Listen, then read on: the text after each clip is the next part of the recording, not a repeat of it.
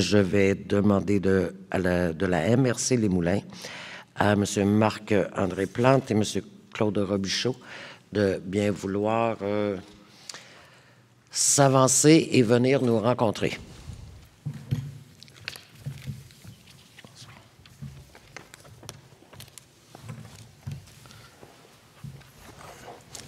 Alors, bonsoir à tous. Marc-André Plante, maire de Terrebonne. Je suis accompagné du directeur général de la MRC Les Moulins, M. Claude Robichaud. Alors, distingués invités, je ne saluerai pas tous ceux qui sont ici présents. Alors, très heureux de me retrouver parmi vous. D'abord, à titre de maire de la ville de Terrebonne, mais aussi de préfet adjoint de la MRC Les Moulins.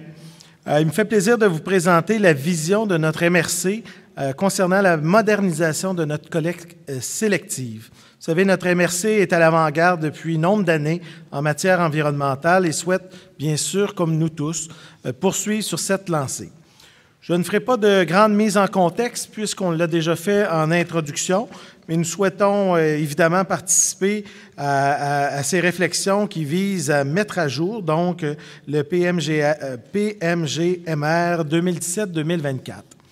La MRC Les Moulins est située dans la région Lanaudière et composée de 2 municipalités dont la population totale est de 163 000 à ce jour en 2018, composée de 2 villes, Terrebonne 115 561 et Mascouche 48 053.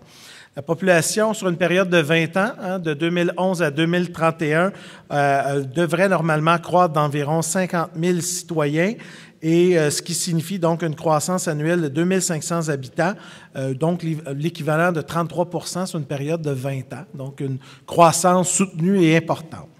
En matière de gestion des matières résiduelles sur le territoire de la MRC Les Moulins, vous savez que la filière environnementale est intégrée dans notre économie. Dans les différents annexes qu'on a présentés, c'est important de souligner que 22 établissements publics et privés sont liés en matière de récupération, tant à Terrebonne qu'à Mascouche, que ce soit des entreprises comme le Complexe Enviroconnexion ou Tricentris, et plus récemment Certex, qui s'est ajouté récemment avec l'ouverture d'un centre de tri, de récupération et de valorisation du textile à Terrebonne, et du côté de Mascouche, avec un atelier d'insertion au travail, l'atelier spécialisé Les Moulins, qui est activement engagé dans le secteur du meuble et du rembourrage. Bref, nos organisations sont mobilisées sur notre territoire. On a aussi des entreprises qui travaillent dans ce secteur. Il importe de souligner que Terrebonne et Mascouche font partie des 230 municipalités locales desservies par l'organisme à but non lucratif Tricentris. Et c'est près de 2 millions de résidents là, qui, à chaque semaine, acheminent leurs matières recyclables aux installations de cet organisme, dont les centres de tri sont situés à La Chute, Terrebonne et Gatineau, et aussi une usine de micronisation du verre à La Chute. En 2018, il y a eu l'implantation de la collecte des matières organiques sur l'ensemble du territoire de la MRC Les Moulins, pour les immeubles de 8 unités et moins qui s'avèrent à ce jour, donc depuis plus d'1 an, un grand succès. Les villes ont mis naturellement différents programmes pour valoriser, donc soutenir aussi l'atteinte de ces objectifs. On peut parler par exemple à la ville de Mascouche qui a banni les sacs de plastique à usage unique inférieur à 50 microns.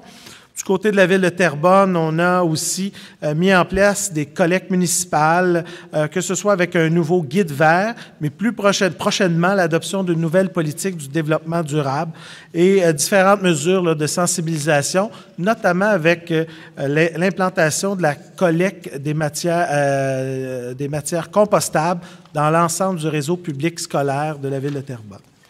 Donc, revenons plus aux modifications qui sont présentées donc, dans le mémoire. Donc, l'opinion qui vous est présentée, de manière générale, un grand nombre de modifications demandent donc au gouvernement de s'impliquer plus activement dans la réalisation de celles-ci.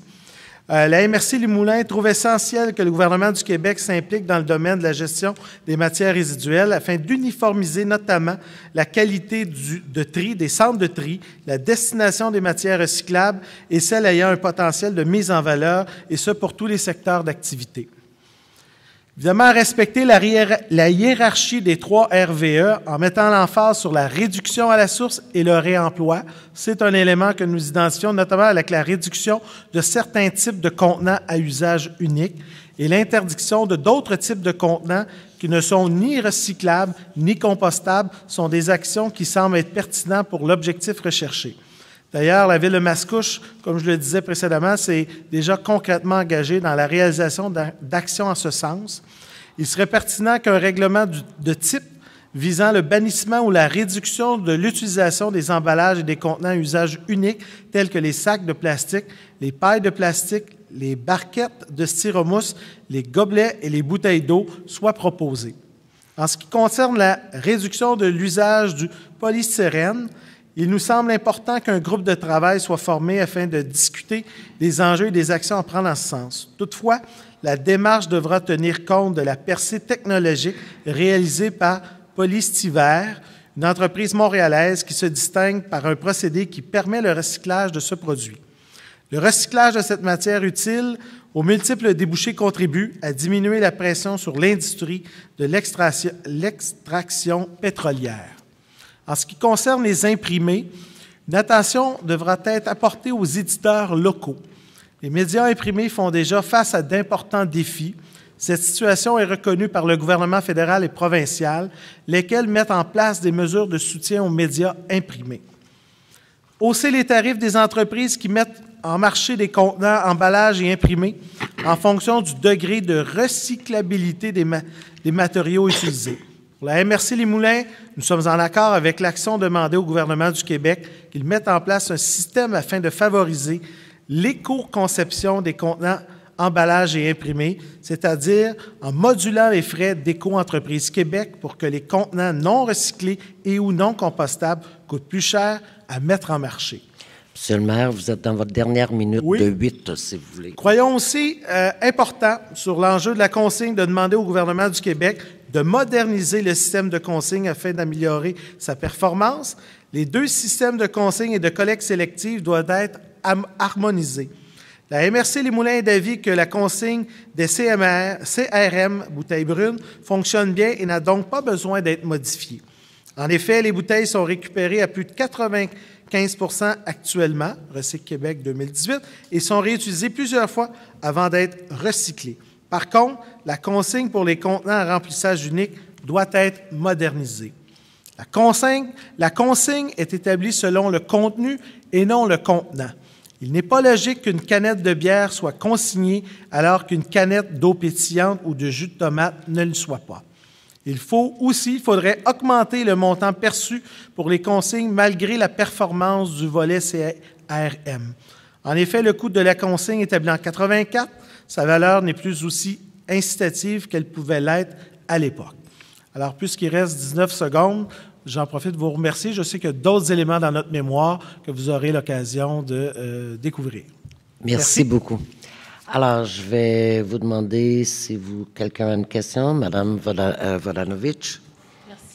Merci pour votre présentation. Merci pour votre mémoire. Je trouvais ça très, très intéressant. Et d'ailleurs, moi, je suis jalouse parce que vous avez Loop Industries chez vous. Oui. Alors, Terrebonne... Je devais en parler, mais je n'ai pas eu la chance. Alors, vraiment, c'est impressionnant parce que vous avez vraiment créé une économie circulaire à Terrebonne. Je trouve ça vraiment extraordinaire. J'ai une question pour vous. Le papier qui sort de votre usine Tricentris, il est vendu à qui? Savez-vous? Bonne question. Puisque je ne représente pas l'entreprise, je ne pourrais pas répondre directement à cette question-là. Je ne sais pas si M. Robichaud... Je ne sais pas non plus, malheureusement, je n'ai pas la réponse à la question. Non. D'accord. Merci. M. Lagos? Oui, c'est bon. Merci beaucoup. Alors, j'aurais une question. Donc, dans votre rapport, vous êtes pour l'élargissement de la consignation, mais ceci étant dit, vous semblez vous opposer à l'élargissement aux bouteilles de vin et spiritueux et autres, alors que c'est une source également de matières premières propres qui pourraient être utilisées pour refaire des bouteilles et tout en laissant assez de matières premières d'autres types de verres pour des centres de tri, par exemple. Est-ce que vous pouvez expliquer un peu votre vision? Brièvement, écoutez, vous savez que dans les différentes municipalités, notamment desservies par Tricentris. Ces bouteilles se retrouvent dans ce qu'on appelle, nous, le bac bleu. Je présume que c'est la même chose dans chacune des municipalités. Et celui-ci est revalorisé par une usine qui a été planifiée. À ce qu'on me dit dans les chiffres, c'est environ près de 75 à 80% du verre qui va être revalorisé pour une utilisation diverse. L'usine est située à La Chute, donc de ce côté-là, ce qui fait qu'aujourd'hui, l'habitude de nos concitoyens, habituellement, que ce soit par exemple les bouteilles de vin et autres, ils se retrouvent automatiquement dans le fameux bac bleu à chaque semaine, chaque 2 semaines. Donc, demain matin, établir une consigne de la manière dont nous sommes structurés sur la Couronne Nord, que ce soit à Terrebonne ou à Mascouche, la réalité, c'est qu'il y a des débouchés qui sont déjà et ça nous apparaîtrait un changement qui ne serait pas utile là, pour nos 2 municipalités, Terrebonne et Mascouche. Okay. Merci beaucoup. Merci. Merci, monsieur. Maintenant, M. Dominique Savoie et M. Kamal El-Battal de la MRC de Thérèse de Blainville et de la ville de Mirabel.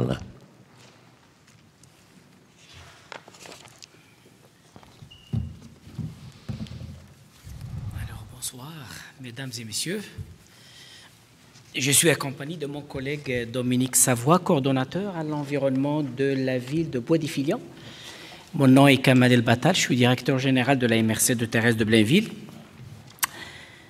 Alors, allons-y. Donc, je présente ce mémoire au nom de la MRC de Thérèse de Blainville et ses villes constituantes, à savoir Blainville, Boisbriand, Bois-des-Filions, Lorraine, Rosemère, Sainte-Anne-des-Plaines et Sainte-Thérèse, et également au nom de la ville de Mirabel.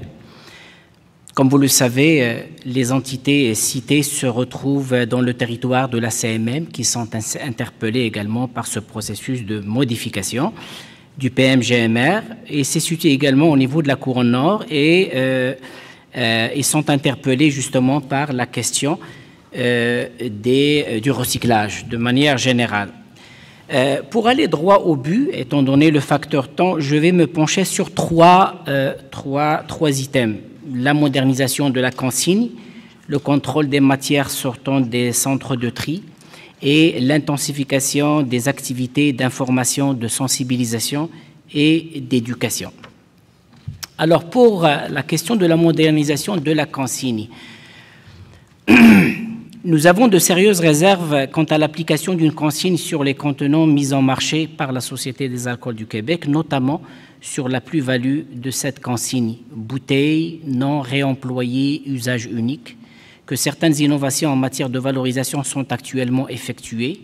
À cet effet, nous soulignons la bonne performance du centre de tri et ses innovations pour la valorisation du verre, qui contribuent à l'innovation, amélioration de la qualité des matériaux sortant des centres tri, la promotion de l'économie circulaire, dont fait partie le procédé Verox de Tricentris, l'autonomie de la région, la réduction des émissions de gaz à effet de serre, puisque l'instauration d'une consigne pourrait générer une émission de plus de 35 000 tonnes de CO2 supplémentaires par année en déplacement de véhicules.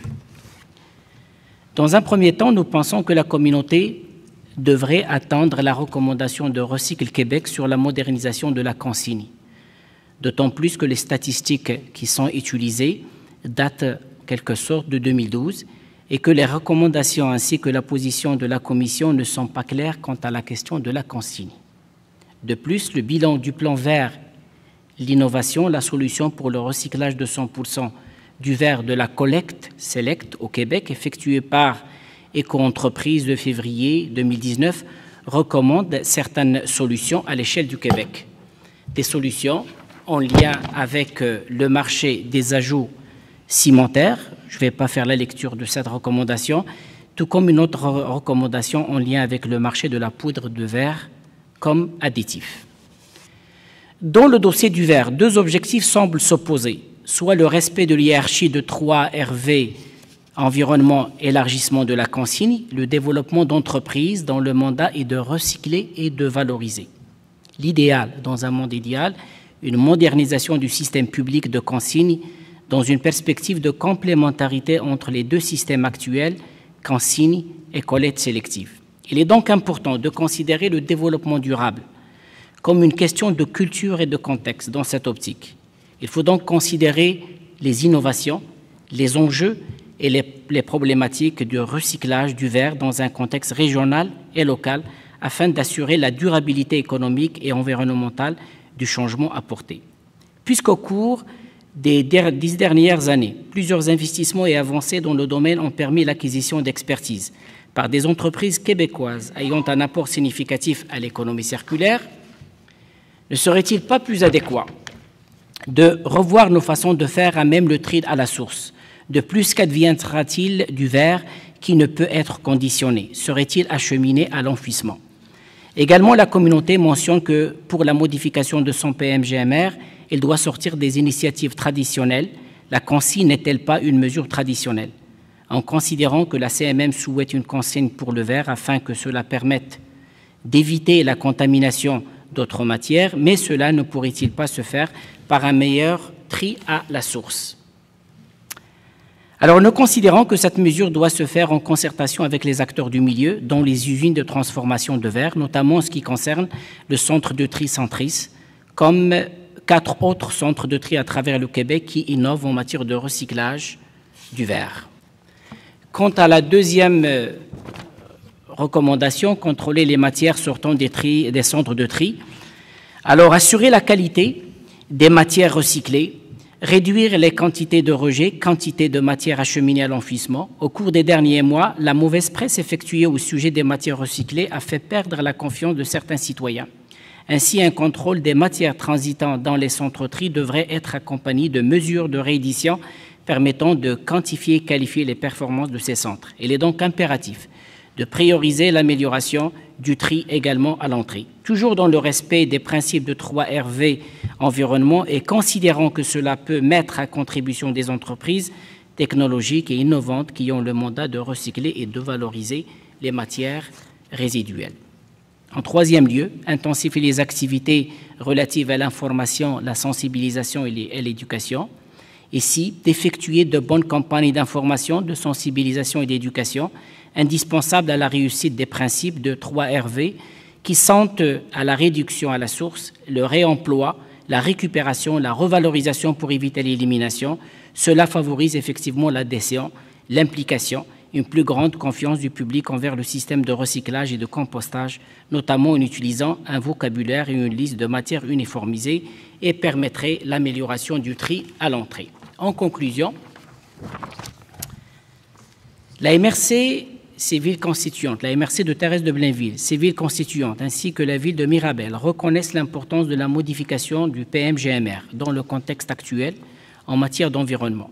Les avenues envisagées sont pertinentes. Toutefois, la lecture du projet du plan métropolitain des matières résiduelles a suscité plusieurs commentaires et questionnements de la part de la MRC civile ainsi que la ville de Mirabel, particulièrement quant à l'atteinte de l'objectif de zéro déchet.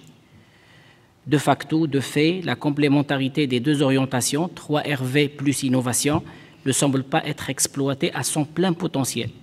Des précisions quant aux impacts potentiels des mesures proposées seraient à développer pour offrir aux citoyens un plan qui répond effectivement aux préoccupations de la MRC, civile constituante, ainsi que notre partenaire, la ville de Mirabel. Je vous remercie. Voilà. Voilà. Une question d'un membre de la commission. Oui, Madame Barabé. Oui, bien, merci beaucoup pour la présentation. C'est intéressant, vous parlez beaucoup d'innovation. C'est vers ça qu'il faut tendre, effectivement. On vous félicite pour toutes ces recherches que vous avez faites avec les différentes universités et tout ça. Ma question, c'est, comme la hiérarchie des 3RV met le V, la valorisation, à la fin de la ligne, est-ce que c'est possible que les recherches et le développement se fassent plus dans ce sens où ça ne serait pas des cul-de-sac vers où on se tend? Donc, pas la valorisation, mais la recherche se ferait sur d'autres aires, les autres aires. Pas la réduction, ça c'est les informations, la sensibilisation qui va s'en charger, mais pourquoi les recherches ne se penchent pas vers un matériau qui reviendrait sur le marché après, parce que pour l'instant, on dirait que ce qui a été, c'est quand même bien l'innovation, c'est super, vous avez fait beaucoup de débouchés, mais on dirait que ça s'en va vers des cul-de-sac. Est-ce qu'il y en a des pistes de solutions qui s'en iraient vers un matériau qui reviendrait, qui circulerait encore? Honnêtement, je ne suis pas habilité à répondre à ce genre de questions. Je pense qu'il faudrait s'adresser bien sûr aux chercheurs et au mandat qu'ils avaient reçu justement pour ça. Mais j'estime, moi, que la recherche, au sens large du terme, lorsqu'il est question de ce sujet-là, il faudrait plutôt travailler autant sur la revalorisation que sur l'innovation, que sur l'ensemble des facettes, parce que je pense et j'estime que la solution n'est pas une solution individuelle, mais plutôt une solution qui s'inscrit dans la polyvalence et dans la diversité des choses qu'on peut offrir. Alors, je pense s'il y a un cul-de-sac, ça aussi je demeure un peu relatif par rapport à l'appellation cul-de-sac, c'est parce que je pense que le plein potentiel n'a pas été exploité, que ce soit pour l'innovation, que ce soit pour la valorisation, que pour autre chose. Voilà, c'est un peu mon point de vue. Ça vaut ce que ça vaut. Hein. Merci. As-tu quelque chose peut-être? Parce que tout à l'heure, il y avait si vous permettez, il y avait une question qui a été posée. Je pense que mon collègue, par rapport à l'usage du carton... écoutez, je veux bien, là. Je dois respecter des consignes très précises. Je veux être vraiment équitable et égal pour tout le monde. C'est 10 minutes pour chacun.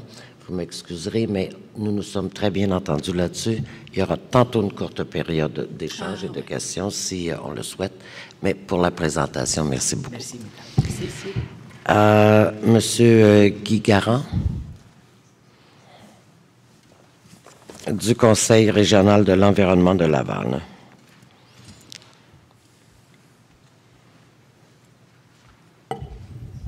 On vous écoute, M. Garand. Monsieur le Président, membre de la Commission, bonsoir. Mon nom est Guy Garand, je suis directeur du Conseil de l'environnement de Laval depuis 1996.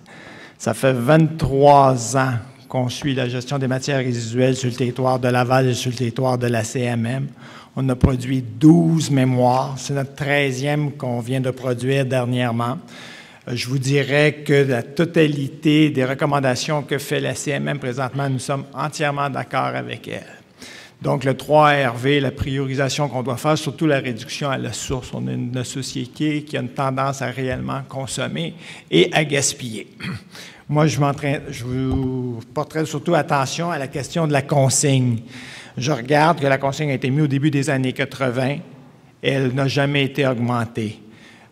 On ne l'a même pas élargi non plus. Je pense qu'il serait grandement temps qu'on augmente la consigne. Je vous donnerai un exemple. Il y a 4 ans, j'ai été en Argentine. Une bouteille de 2 litres de Fanta en verre, c'est 2 piastres américains sur la bouteille de consigne. Je vous dirais que des bouteilles de 2 litres, et Fanta est un dérivé de Coke, si je ne me trompe pas, ils n'entraînent pas de bouteilles de 2 litres sur la rue ou quoi que ce soit. Là, en 2016... Et en 2015, on a fait des corvées avec le Fonds commun de gestion écologique du Québec, le réseau des ressourceries, les écoquartiers de Montréal sont venus à Laval. On a fait 400 mètres sur l'avenue des Terrasses. Regardez les bouteilles de la SAQ, regardez les spiritueux, regardez les bouteilles consignées, tout ça. En sortant de l'autoroute de la 15 ici ce soir, il y avait une dizaine de travailleurs qui ramassaient carton, verre, plastique, tout ça sur le long d'autoroute. Je serais curieux de savoir combien de centaines ou de milliers de tonnes sur le long de nos autoroutes qu'on retrouve. Il faut croire que la consigne n'est pas encore assez chère. À 20 sous la canette, on en trouve à tour de bras. À 25 cents des bouteilles, à 1 pièce des bouteilles, on en trouve encore sur le bord de la consigne. Quand est-ce que les gens vont arrêter de gaspiller la matière première de ces ressources-là? Donc, et ensuite de ça, je pense qu'il faut s'en aller vers l'utilisateur payeur, donc la consigne est encore là, puis élargir la responsabilité élargie des producteurs, tout ça. Puis, juste en terminant, je finirai, je vais vous laisser poser des questions, vous l'avez lu, le mémoire, vous le connaissez très bien. Je vous dirais que la CMM et les municipalités doivent être exemplaires dans le dossier de la gestion des matières résiduelles en respectant les 3RV, dans l'atteinte des objectifs de la politique du gouvernement du Québec. En lisant le document de la CMM, j'ai constaté qu'on a beaucoup tendance à pelleter dans le cours du gouvernement, au même titre que les inondations. Il faut être imputable au niveau municipal, au niveau CMM. Il faut arrêter de pelleter dans le cours des gouvernements. Vous avez des outils municipaux et la CMM aussi pour mettre la récupération de saine gestion des matières résiduelles en place. Puis moi, en terminant, la question qui tue, je la poserai à la CMM. Est-ce que la CMM récupère son papier, son carton, son verre, ses cannes de métal et ses emballages dans ses bureaux? Est-ce que la CMM composte dans ses bureaux? Parce que moi, j'y vais souvent à CMM, j'ai jamais sur les 2 étages vu un bac à récupérer, à recycler ou quoi que ce soit, et dans plusieurs édifices aussi. Et je pense qu'il faut tendre. En 2015, on nous avait promis à Laval, 2016-2017, un biométhanisateur. On entend encore après le biométhanisateur. Et aussi, j'espère qu'un jour, qu'à Laval, on aura aussi des éco-centres. Et il y a plusieurs municipalités encore qui n'ont pas d'éco-centres sur le territoire de la CMM. Je pense que ça, c'est un plus pour tout le monde. Ce n'est pas une critique, c'est un positif. Il faut aller de l'avant, puis il faut bien récupérer nos affaires. Merci, puis je suis là pour vous répondre à vos questions. Merci. Est-ce que quelqu'un aurait une question? Allez-y, Madame Vodanovic. J'ai trouvé votre mémoire très intéressant, mais il y a une chose que je ne comprenais pas. Vous dites qu'on paye plus pour les bouteilles dans les épiceries, les bouteilles de vin dans les épiceries. Je ne sais pas, je m'excuse. À la page, vous dites qu'on devrait payer comme on paye dans les bouteilles d'épicerie. On devrait payer, on devrait avoir une consigne sur les bouteilles de vin, sur les spiritueux, et je dirais même on devrait élargir la consigne à tous les contenants. Et vous dites ici, je pense que c'est à votre page 9 de votre mémoire, qu'une approche consommateur-payeur soit appliquée à l'égard de ce type de bouteilles d'alcool, comme c'est le cas pour l'alcool vendu en épicerie. Ah, c'est une erreur, je vous dis. Ah, OK. Je m'en excuse. Je m'excuse. Non, je m'en excuse. Je me disais, je ne savais pas. Okay. Non, il n'y a pas de consigne sur les bouteilles, mais il devrait y en avoir. Et je vous dirais, je parlerais même, si on parle du plastique, tous les plastiques à emballage unique, les styromousses, tout ça, ça devrait être banni. Regardez Brother qui fait des imprimantes. Lui, quand il emballe ses machines dans des boîtes à carton et avec des styromousses, c'est des styromousses de qualité numéro 4. Donc, ils se récupèrent dans nos grands bacs. C'est la seule compagnie qui fait ça. J'ai même écrit à Brother aux États-Unis pour les féliciter d'être avant-gardistes dans le domaine, mais pas les fabriquer, ce serait encore mieux. Et la question des sacs du 50 microns, pour moi et pour le Conseil régional de l'environnement de Laval, c'est un piège. Parce qu'un jour, on va l'interdire. 50 microns, on va en retrouver sur le bord du chemin. On va le monter à 60 microns, à 80 microns. On va toujours mettre le sac plus épais pour être sûr qu'on va l'utiliser le plus longtemps. Mais je pense qu'il y a d'autres produits qu'on peut utiliser que des produits dérivés du pétrole. Est-ce que, M. Lagos, vous aviez une question? Non, je suis d'accord avec vous. Okay. Ah bien, M. Tremblay en a une. Je veux juste renchérir. Je trouve ça intéressant, votre envolée que vous venez juste d'avoir. Donc, quand vous parlez du 50, 60, 70 microns, vous dites qu'il y aura peut-être d'autres alternatives. Est-ce que vous pouvez continuer sur cela? Bien, il existe des sacs présentement en coton qu'on peut laver, récupérer, réutiliser. J'en ai plein dans ma voiture, puis j'ai pas de plastique, puis j'essaie de diminuer ça le plus possible. Donc, mais c'est que chacun traîne, même Hydro-Québec, je pourrais aller chercher, vous les montrer, c'est des petits sacs qui sont pliés, sont en nylon, vous allez me dire, mais ils sont comme en tissu. Ils se mettent dans une poche, puis ils sont aussi grands qu'un sac d'épicerie, puis ils sont plus résistants que la plupart des sacs d'épicerie. Et j'en ai 2. Merci. Cadeau d'Hydro-Québec. Merci beaucoup. Merci. Je vous ai annoncé une courte période de questions et ou échanges. Si vous le souhaitez, est-ce que s'il y a quelqu'un dans la salle qui souhaite venir poser une question, je vais vous demander de vous avancer vers la table. Oui, allez-y, monsieur.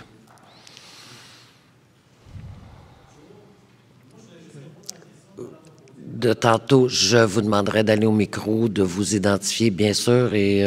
Bonjour, Jérôme Duguay de la ville de Mirabel. Donc, je vous réponds à la question que Mme Barabé a posée au niveau des... Où est-ce que vous avez parlé que la valorisation devrait être passée de manière secondaire par rapport au 3R, donc au recyclage et la réutilisation. Pour ce qui est du verre, il faudrait que le Québec ou le Canada ait un bilan égal en exportation et en importation de verre pour être capable de faire ça, ce qui n'est pas le cas en ce moment. Donc, on produit beaucoup moins de verre qu'on en importe. Donc, c'est pour ça qu'il faut un débouché pour le verre autre que la refonte. Par contre, c'est pour ça que la Couronne Nord, on est plus ou moins contre la consigne, parce qu'on a Tricentris est performant au niveau de la récupération là, du verre. Mais par contre, on est pour améliorer la consigne pour être capable de fournir les usines qui coulent du verre au Québec, pour qu'on soit capable de les approvisionner. En ce moment, ils ont un problème de contamination. Pour être capable de récupérer le verre, ils l'achètent en Ontario. Donc, il y a ce volet-là à améliorer. Par contre, de mettre une consigne générale partout, on se retrouverait avec du verre qu'on ne saurait pas quoi faire avec, puis il faudrait aller vers une valorisation. Puis même chose, pensez à l'Abitibi. L'Abitibi n'est pas pour descendre ses bouteilles à Montréal pour trouver un débouché avec ses bouteilles. Je pense que ce serait mieux d'utiliser le verre qui a été utilisé en Abitibi, l'utiliser en Abitibi au niveau de la valorisation en ajout cimentaire ou autre qui a été développé par Tricentris. OK, merci. C'est juste ça que je voulais vous répondre. Question de suivi? C'est bon? Allez-y, M. Tremblay. À la question, tantôt, peut-être vous le savez, parce que vous avez de l'air à la question concernant le papier. Est-ce que vous savez, Tricentris le vend où, le papier? Non, je ne sais pas. Je n'étais pas capable de répondre, mais je pourrais... En tout cas, ce serait Est-ce que vous pourriez faire un suivi à la commission? Par contre, oui, avec plaisir. Parfait. Puis par contre, ce qui est d'impressionnant à Tricentris, vous le voyez, vous passez à Terrebonne ou à Gatineau ou à La Chute, les cours de Tricentris sont vides comparés aux autres cours des autres citeries. Donc, le Tricentris est capable d'écouler. Puis il y a un problème, si vous voulez, un des problèmes au niveau des centres de tri, c'est que c'est des industries privées. Donc, ils veulent pas, ils sont très frileux à dire où est-ce qu'ils écoulent leur matériel et comment ils font, parce qu'ils ont peur de se faire voler leurs clients par les autres. Donc, c'est pour ça que même avec Tricentris, même si nous, on est membre de Tricentris, on se fait répondre à peu près, parce qu'il ne veut pas, lui, perdre son client.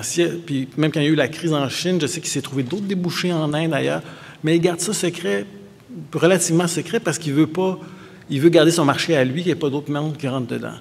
Puis ça, c'est un aspect où ça serait peut-être intéressant que tout le système de gestion des matières résiduelles, autant l'enfouissement que le recyclage ou le compostage ou la valorisation des matières organiques, soit tenu par le municipal, parce que c'est nous principalement les consommateurs, puis on est un peu coincés entre nos problématiques de vie d'appel d'offres et autres pour se trouver un partenaire qui va nous satisfaire nos besoins, si je peux m'exprimer ainsi. On est chanceux à Saint-Coron, on est Tricentris, puis entre là, on a un paquet de problèmes juridiques parce qu'on ne respecte pas les règles d'appel d'offres et tout. Donc, je pense que c'est important que le municipal prenne en charge ces usines-là. J'aimerais juste... alors, vous dites que... Ça, c'est ce que vous parlez, que vous ne savez pas où Tricentris va le papier? C'est comme secret ou...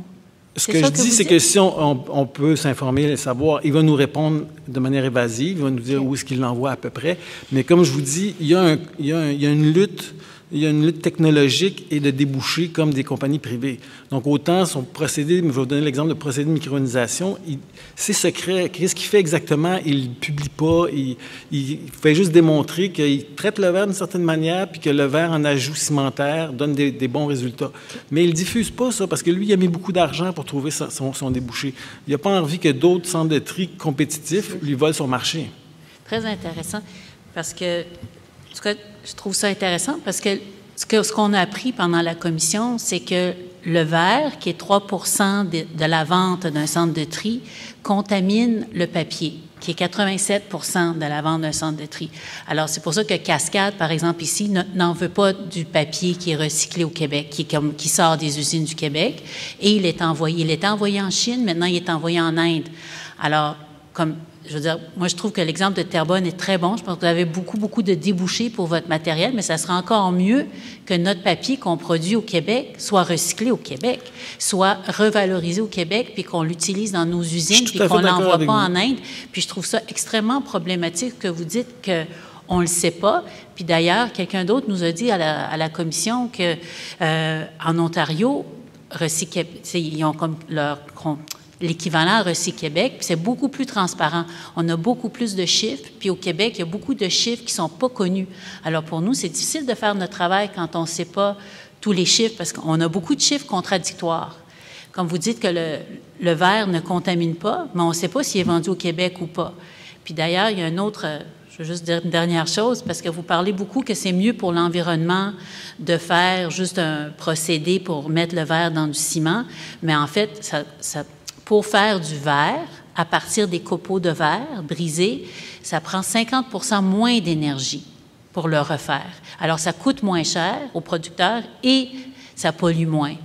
Puis le fait d'aller en camion puis de revenir. Ça, je suis tout à fait d'accord avec vous. En tout cas, on pourrait. Je suis tout à fait d'accord avec vous, mais par contre, au Québec, vous avez beaucoup plus de verre que vous êtes capable de produire de bouteilles. Donc, on ne produit pas autant de bouteilles qu'on en achète. Bien, on ne produit pas autant de spiritueux, mais on produit d'autres sortes de verre. D'après moi, le bilan n'est pas égal. Puis je vais vous dire, bon, malheureusement, moi, je ne pensais pas me retrouver à présenter quelque chose aujourd'hui, à discuter, mais j'aurais regardé mes chiffres. Mais Tricentris n'a pas de problème de contamination de son papier. Il est capable d'écouler son papier. Je vais vous trouver l'information, je vais vous dire où est-ce qu'il l'écoule. Ça me ferait plaisir. Si vous le découlez au Québec, je vais être très heureuse. Puis la grosse différence, je vous dirais, avec Tricentris puis les d'autres centres de tri qui sont privés, complètement privés, c'est justement ça. Tricentris, depuis longtemps, investit pour donner une qualité, pour avoir une qualité et puis être capable de l'écouler. Tricentris, c'est un modèle intéressant parce que c'est les villes qui sont propriétaires de Tricentris. Donc, c'est comme c'est pas une compagnie privée qui fait de l'argent, qui soumissionne, puis qui fait de l'argent, qui fait de l'argent, qui fait de l'argent, puis à un moment donné, il dit « Ah, je suis plus capable de vendre, venez m'aider », comme d'autres ont fait. Ça fait que c'est une approche complètement différente, puis les chiffres, beaucoup de chiffres qui sortent dans les médias, c'est beaucoup les chiffres des compagnies privées. Alors, mais si vous voulez regarder Tricentris, ils ont un rapport complet, je vais vous le faire parvenir. Merci beaucoup. Et nous allons vous remercier pour cette intervention. Est-ce qu'il y a quelqu'un d'autre qui souhaiterait poser une question? Allez-y. Virginie Dufour, Ville de Laval, mais je suis aussi membre du conseil d'administration de Tricentris et je dois vous dire que l'information, elle est sur la destination des matières, a été présentée sur le site web de Tricentris. Donc, je vous invite à regarder, chercher la map matière qu'ils ont produit et vous allez voir que là-dessus, que le papier mix s'en va effectivement en Asie, principalement Corée du Sud, Indonésie et Inde. Donc, l'information est publique et au conseil d'administration, je peux vous dire qu'on a l'information, là, c'est pas tout secret, mais c'est vrai qu'il y a une question de secret professionnel dans tout ce qui est la recherche de marché, etc. Mais je peux vous dire que sur la site La Map Matière, on voit très bien où va le métal, où va l'aluminium, comme je vous disais, le papier déchiqueté, Cascade, on achète de Tricentris au Québec.